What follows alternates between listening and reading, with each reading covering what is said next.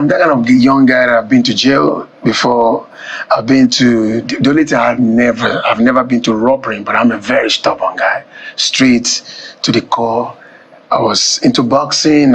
Welcome to Pastor's Hub. In this video testimony, Jaga has explained what he saw in the prison, that he was in jail, and he had now recounts his experience, what he saw in jail, what happened to him in prison. Don't forget that is where he met Jesus, in the prison, and he has explained a lot of stories about his life, what you don't know about him before. Let's just settle down to watch this video. Let's hear the testimony of Testimony Jaga, of what he passed through. And this is telling us that life is in phases. It doesn't matter where you are today, the testimony will change, your story will change. Let's watch with keen interest, and don't forget you can be part of the discussion. Send your comments using the comment section, and please subscribe to this channel as we continue to give you more videos that helps to know Christ the more. God bless you, and I will see you next time.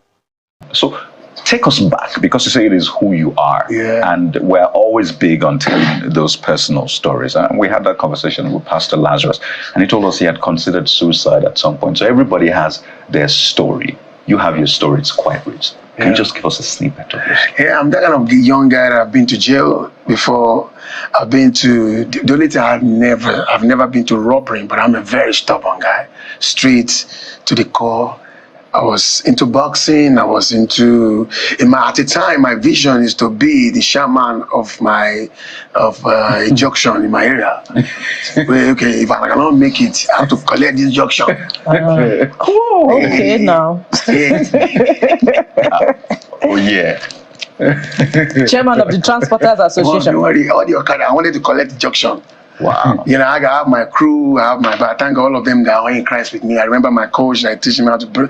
We're also they're all winning so with me. Wow. You know, you're talking about a guy that goes to club to come to go and sing. I never loved to be a gospel artist. I don't even know what it means to be gospel. I'm just in my own word at that time. You know, coming out from a Muslim background, my dad is a big show. You know, then my mom.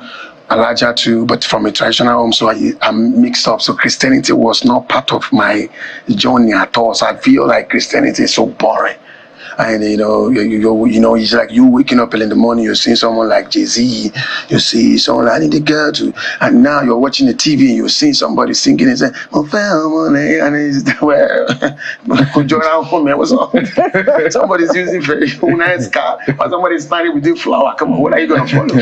So my head, I've never wanted to become a Christian at all. It was not part of my. But when I was in jail, and What took you to jail?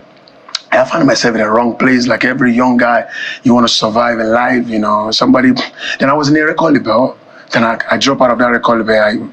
I left the record label. So somebody else promised me that. He will sign me, we connect me. You know, you just go to club, you meet all these people, call themselves shaman, you follow them, you don't know they're into different things. So I found myself in the wrong place as a young guy. So I was there in the house, went to the man's house, slept over, never knew they went to robbery. They brought a stolen car home. So the stolen car had a tracker. So I slept or woke up in the morning, even helped them to clean the house. To cut long story short, the SARS then, SARS was still hot. Then talk about 2011, and they came into the house forcefully. I don't want to go into that detail. So I was the only one, and the guy, elder brother, that happens to be the one that promised me to do one or two things for me, and that's how we were in that journey for almost 6 months. You know, the car was the person was shot, was in coma. Then they have to wait for the person to wake up and try to identify. Thank God, it was just a miracle. Like, I'm not supposed to come out because the people the only people that can hold responsible was me and that man. And that guy already told them that I'm part of them. Thank God you're here today. And you were exonerated eventually. Yeah, a lady came from nowhere to today. I've never laid my eyes on that lady. Work with the police, work with everybody, and they caught one of them, who happens to be the person I come out with, chairman there. That is his own younger brother, that is the head of the squad. So they called him on the second day, the day the newspaper, because the story was so interesting. Senior brother 419, younger brother thief. and the person that was being shot was our former president in-law, Olusegun Obasanjo. So the And case you were was right not, there in the middle. Yeah, the case is not about who do you know. This is a case about who is involved. So it's only God that brought me out. He can't take a lawyer because we don't have money. They called my dad. My dad told them if he doesn't want to involve himself in a child that involved himself in stealing. So it's only my mom that was there. There was nobody. And that was your turning point. Yeah, when I came out of, I was there.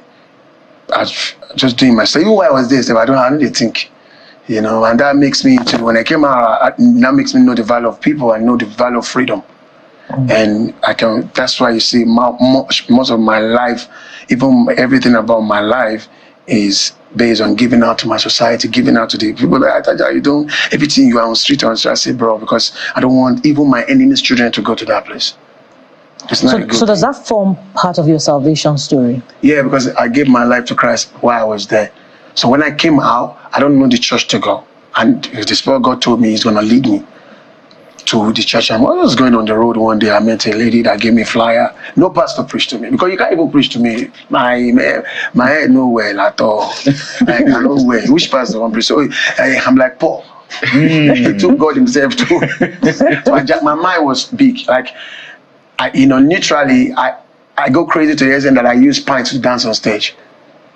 Maybe like when my album is going to be out, I'm going to show a lot of documentaries. So people really know that the mad one they're seeing on stage, there is the posh one. The mad one really started when it was nothing. I'm just that kind of guy I just want to express myself. But God, the energy was going to the wrong side. So God has to guide me to the right path.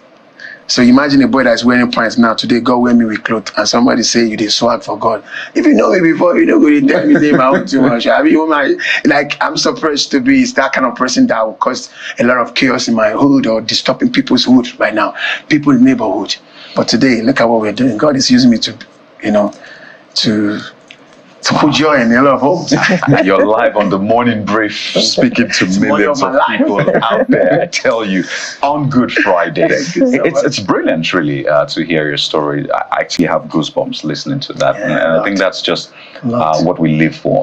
Seeing how people can transform from bad to good and even great things. I know you're releasing some work out there. I know that you say you have a heart for people. You do charity as well. But if you could speak to us, how you still manage to fight the demons, fight temptations. You can't tell me there sometimes you're not like, do I miss those days? Or there's some sort of temptation. People tell you, how far now? Remember our days now. Now that you are big, you can even do greater things. Just imagine you drop the song with a certain person.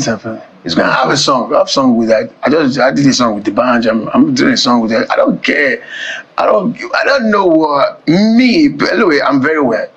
People always looking at me like Christianity to me is a personality. It's between me and God. I'm not scared to make mistake, and that's a lot of people that problem. They don't want to make mistake. You cannot be perfect. The Bible, the Word of God, Christ in you is the one that will make you perfect. You know what I'm saying? But people today, we live in a very fake world. And I don't want to be fake. If I'm going on the road, I have temper. If you hit my car, you don't tell me sorry. You're going to pull ourselves into something. I'm not a pastor. Whatever happens to the fruit of the Spirit. I don't know, man. When I get home, I'm going to say, sorry, God. Provoke me. I'm still growing, bro. Even now. See, that's what people don't like about Christianity. You just not like, oh, look, it's Friday. Jesus was hungry. Who am I to be hungry? No, my father was hungry. So a lot of people, temptation will always come. This is the world we are living. You cannot. If you don't go and meet them, they'll come and meet you.